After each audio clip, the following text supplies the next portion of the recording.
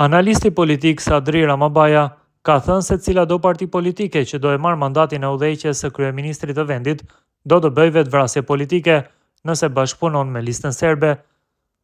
Ramabaja tha në Debat Plus se zgjidhja kryesore e Kuvendit të Kosovës është ujdia e partive politike për zgjedhjen e kreut të Kuvendit dhe nënkryetarit e pastaj shkuarja në zgjedhje të jashtëzakonshme.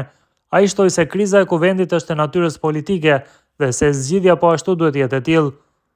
Dështoi një segment i demokracisë liberale tek ne, Kuvendi i Kosovës. Përgjegjësia është e të gjithëve, por më së shumti e lëvizjes vetvendosje.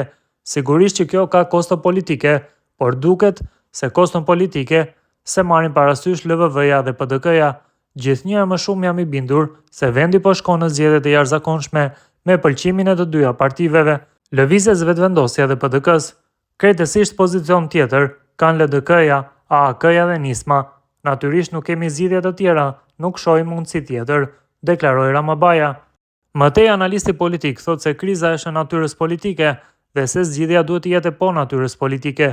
Do të duhet një ujdi ose dakordim që formalisht ne ta zgjedhim kryetarin dhe nënkryetaret e më pas të shkojmë në zgjedhje. Edhe njëra edhe tjetra palë nuk i garantojnë që i kanë 61 vota. S'ma merr mendja që ndonjëra parti politike që merr kryeministrin bën vetvrasje politike duke marrë listën serbe në koalicion, tha Ramabaja.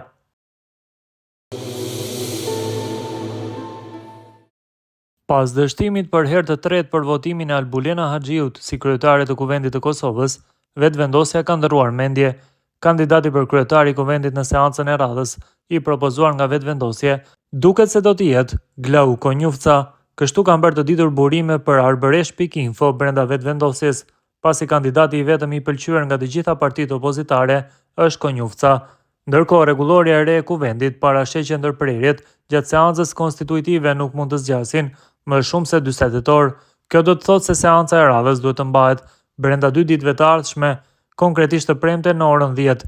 Ndryshe, kandidatura e Albulena Haxhiut dështoi për herë të tretë sot pasi ajo nuk arriti të sigurojë votat e nevojshme në raundin e tretë të votimit. Procesi u karakterizua nga mungesa e një konsensusi politik me përfaqësuesit e komuniteteve jo shumicë dhe partitë opozitare që nuk ofruan mbështetje. 3 deputetët e Nismës Social-Demokrate abstenuan nga votimi, ndërsa vota e deputetit Adem Hoxha nga Partia Unike Gorane mbetet e paqartë, pasi ai nuk votoi as pro as kundër dhe as nuk abstenoi zyrtarisht. 9 deputetët e listës serbe nuk morën pjesë fare në votim, ndërsa deputetja bosnjake Duda Balje ishte e munguar. Në total në seancë ishin të pranishëm 117 deputet, prej të cilëve 106 morën pjesë në votim. Kandidatura e Haxhiut mori 57 vota pro, 46 kundër dhe 3 abstenime, çka nuk mjaftoi për të kaluar pragun e nevojshëm për zgjedhje. Për herë të tretë radhazi ka dështuar zgjedhja e kryetarit të Kuvendit të Kosovës. Kjo pasi nuk u hodh fare në votim emri i propozuar nga lëvizja vetvendosje, që është Albulena Haxhiu. Arsyeja ishte kundërshtimi i opozitës, e cila që në fillim ka shprehur qartë se nuk do ta përkrah kandidaturën e saj. Kryesuesi i seancës Avni Dehari, pas mungesës së konsensusit, vendosi të ndërpres seancën dhe bëri të ditur se ajo do të vazhdojë të mërkurën, pra ditën e nesërme në orën 15. Vetvendosja si partia fituese e zgjedhjeve insiston se i takon asaj propozimi i kryetarit të Kuvendit dhe i qëndron kandidaturës Albulena Haxhiut, ndonse është përballur me refuzim të prerë nga partitë opozitare. Këto të fundit kanë kërkuar një emër tjetër më të pranueshëm dhe me më shumë kredibilitet politik, duke përmendur si arsye mungesën e profesionalizmit dhe sjelljen përçarëse të Haxhiut ndaj opozitës në të kaluarën. Kjo situatë ka futur Kuvendin në një blokadë politike që po zgjat tashmë prej ditësh, duke lënë në pritje procesin e konstituimit të institucioneve të reja pas zgjedhjeve të fundit. Nëse nuk arrihet konsensus as në seancën e së mërkurës, mund të pasojnë zhvillime të reja politike, përfshirë edhe mundësinë e shkuarjes në zgjedhje të reja. Ndërkohë, Glau Konjufca kërkoi kohë shtesë, meqense e kemi parë që të gjitha subjektet politike që është dije janë prononcuar se do ta kishin vendimin e njëjtë edhe në këtë seancë. Mendoj se kjo situatë politike nuk mund të zgjidhet përveç se me një marrëveshje, u shpreh kryeparlamentari i Kosovës. Juristi Blerin Burjani për rastin ka thënë se posti i kryetarit të Kuvendit po kontestohet për shkak të mungesës së numrave nga vetvendosje dhe refuzimit të opozitës për ta votuar Albulena Haxhiun, për shkak se ajo ka mbajtur një sjellje fyese dhe ka mungesë të përvojës. Sipas tij, opozita kërkon një kandidat më të pranueshëm dhe ai sheh si alternativë Mefail Bajqinovcin ose Fatmire Kolçakun. Posti i kryetarit kontestohet në mungesë numrash që nuk i ka vetëvendosje.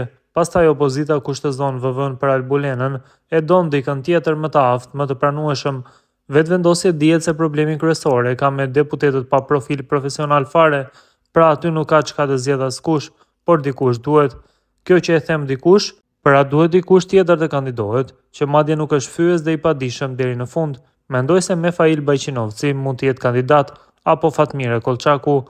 Për nënkryetar nuk ka nevojë për konsensus dhe nuk besoj se do të ketë probleme për nënkryetarët. Albulena nuk votohet, dihen arsyet, më shumë cilësohet si fyese, sepse i ka fyer ajo opozitën dhe të tjerët, pastaj ka mungesë përvoje dhe dijesh, por për poste politike VV nuk ka çka me i kqyr, nuk ka askënd me profesionalizëm, thot ai. Ndërkohë, analisti Arnor Sadiku thot se pasi opozita nuk po e votojnë Albulena Haxhiun për kryetarin e kuvendit, atëherë lëvizja vetëvendosje duhet të ofrojë një tjetër kandidat, që mund të jetë edhe Saranda Bogujevci. E para e punës vëre dështimi i lëvizjes vetëvendosje si parti fituese për të siguruar votat për kryetarin e kuvendit dhe qeverinë. Së dyti, nëse e kërkon votën për kryetar kuvendi, nga opozita duhet të ofrosh një tjetër kandidat konsensual, e ajo mund të jetë Saranda Bogujevci, përfundoi ai. Kujtojmë se zgjedhjet e rregullta për kuvendin e Republikës së Kosovës u mbajtën më 9 shkurt 2025. Në këto zgjedhje lëvizja vetëvendosje doli partia e fituese, por kishte rënje që nga zgjedhjet e vitit 2021.